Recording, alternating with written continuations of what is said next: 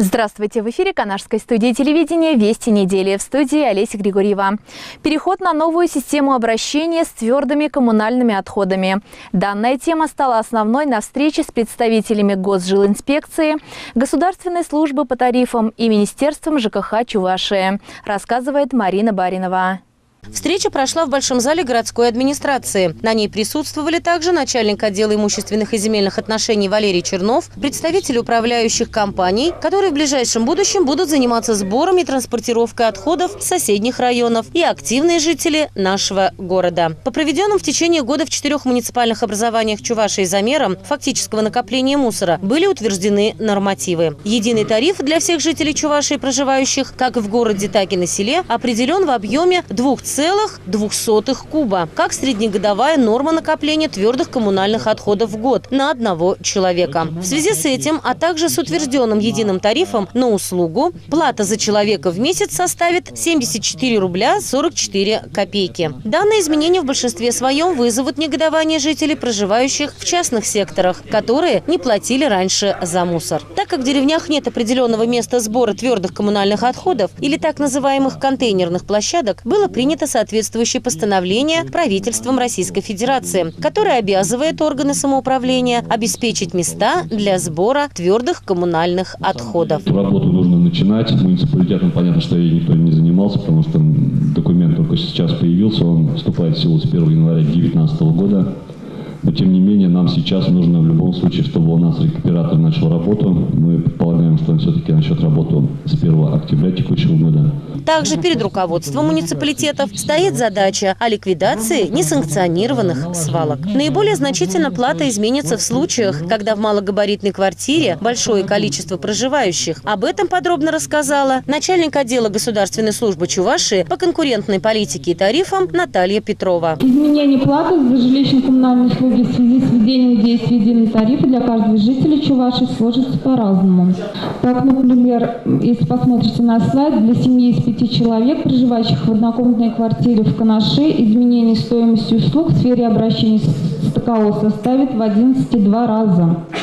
При этом сама плата за жилищно-коммунальные услуги вырастет на 10,5%. А вот для одиноко проживающего человека в трехкомнатной квартире оплата услуги по обращению с ТКО уменьшится в 2 раза.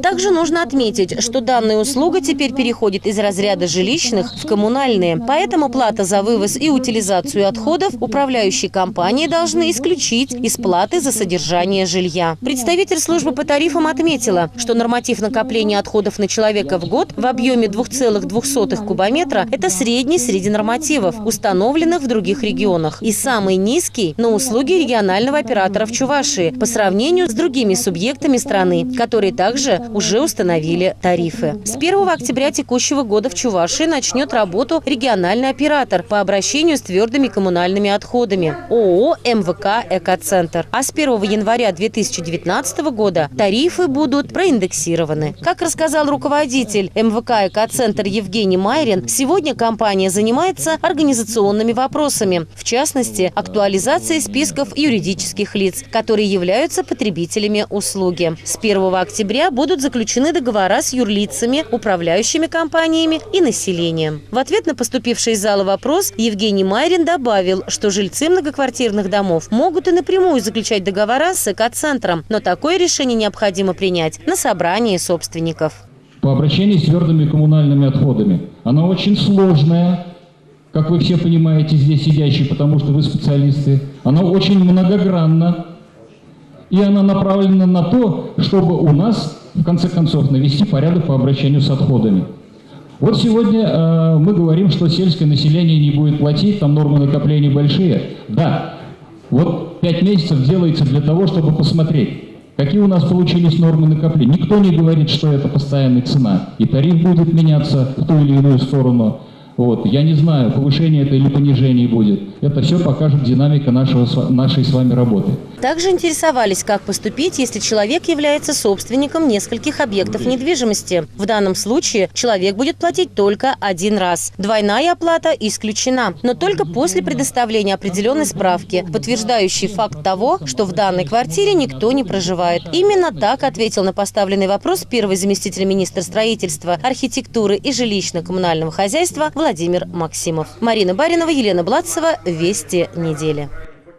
9 сентября в городе Канаше в рамках единого дня голосования состоялись дополнительные выборы депутатов Законодательного собрания. Для проведения выборов был сформирован один избирательный участок. Всего проголосовали 603 человека, что составило 40,42%. Избирательный участок под номером 626 распахнул свои двери ровно в 8 часов по московскому времени. В единый день голосования на участок пришли жители Восточного микрорайона, домов с 1 по 12 и 31. До 8:00 были опущены бюллетени 97 проголосовавших досрочно. Сейчас на 10 часов проголосовало 200 избирателей. Избиратели идут потихоньку. Погода сегодня хорошая, но немножко то, что картошку сегодня копают, чуть идут медленнее, но идут наши избиратели, потому что приглашения были розданы о досрочном голосовании с 29 числа, которое длилось, все знали.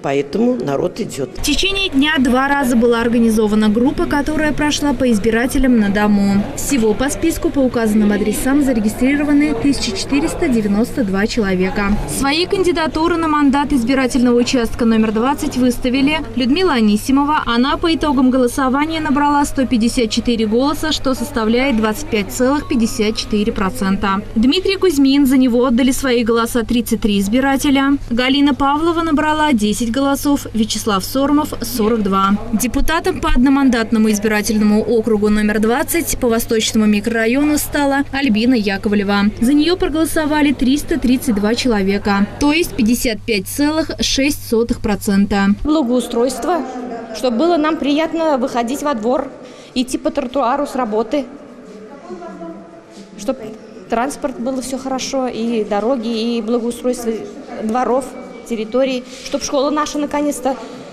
была красивой и снаружи, и снутри. Олеся Григорьева, Елена Блатцева. Вести недели. В рамках реализации соглашения между Министерством экономического развития и администрацией города о предоставлении в 2018 году гранта главы Чувашской республики заключен муниципальный контракт «Ремонт тротуара и съездов» по улице 30 лет Победы. А также активно ведется работа по благоустройству двора 24-го дома Восточного микрорайона.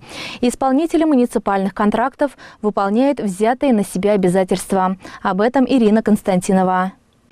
Изо дня в день облик города становится краше, и это не может не радовать. Жителям нравится, как в текущем году благоустраиваются дворовые территории, обновляются, ремонтируются проезжие части. На сегодняшний день активная работа ведется в Восточном микрорайоне. Двор 20-го дома уже радует жильцов. Цена контракта составила более 1 миллиона 900 тысяч рублей. А возле 24-го вовсю работает строительная техника. Ремонт проводит в рамках реализации муниципальной программы формирование современной городской среды. Тротуарная брусчатка, обустройство освещения. Сегодня укладывают асфальт. Работы начали 1,5 месяца назад, а конец сдачи 20 сентября у нас должны быть здесь.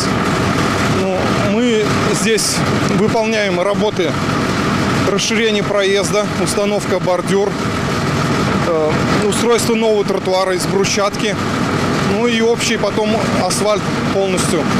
Асфальт по асфальту получается. Около каждого дома предусмотрено по 2 парковки.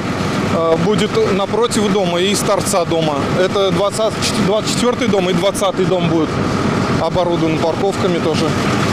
Конечно же, за обновлениями следят сами жильцы. Как говорится, от зоркого взора ни одну деталь не утаишь. Если по старой дороге и 2 машинам сложно было разъезжаться, то новая решила эту проблему. Спасибо большое, что у нас тут дороги во дворе. Приятнее стало детям играть, где есть сейчас. А то все в эту сторону приходили. Здесь более-менее было, а у нас во дворе вообще ничего не было. Сейчас мы в 20-м. очень приятно. Рабочие работают, прям работу свою выполняют вообще прекрасно. Дороги вот, удобные стали, на машине проезжать, не тесно. То, что парковки расширились, это тоже хорошо. А то все по газонам вот так заезжают туда и ставят. Даже ночью работают, прям не отдыхают. Тяжелая у них работа. Побольше вот таких дорог бы нам.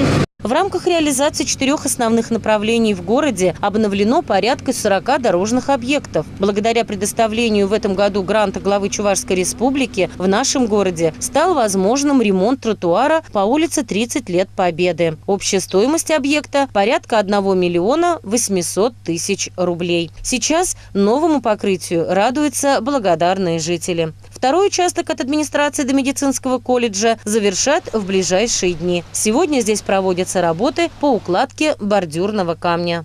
Пыльные обычно, как дождь пройдет, как грязь, так что тротуары нам очень нужны. Хочется ходить по улице в модных модельных сапожках, в туфельках. Тротуары – это отлично. Очень хорошо, что сейчас вот здесь проходит ремонт, и у нас будет новый асфальт. По этой дороге мы очень часто ходим. Так что большое спасибо. Ирина Константинова, Елена Блацева, Павел Павлов. Вести недели. На этом наш выпуск завершен. Удачной вам недели. До свидания.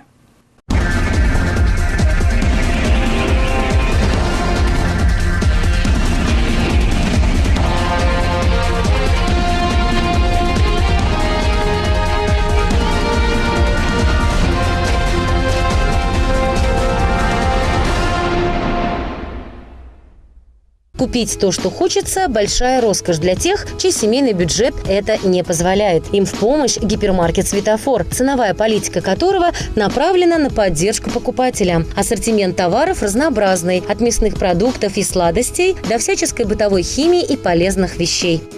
Гипермаркет «Светофор» напрямую сотрудничает с производителями, поэтому у нас всегда свежая продукция по доступным ценам, всегда акция. Приходите за умными покупками, экономьте вместе с нами. Будем рады вас видеть. Покупателям нравится обслуживание и ассортимент. Вежливые сотрудники гипермаркета «Светофор» всегда готовы помочь в выборе нужного товара. Для современного мира оно, конечно, удобное, потому что разные товары очень много здесь. Каждый покупатель желает все, что иметь. И, во-первых, дешевые цены. Например, я покупала для сушки волос за 500 рублей. Точно такую же у вас совсем она дешевая. В этот гипермаркет мы ходим очень часто, так как тут низкие цены, качество хорошее. Часто бывают акции и свежие продукты. Самый важный аспект гипермаркета «Светофор» – это, конечно же, акции. Реальная возможность приобрести товары по приятным ценам. 14, 15 и 16 сентября пройдет акция на детские товары. Так, подгузники малышам можно будет купить за 499 рублей 90 копеек, а кашу «Фрутоняня» всего за 39,90. Гипермаркет «Светофор» – реальная экономия времени и денег.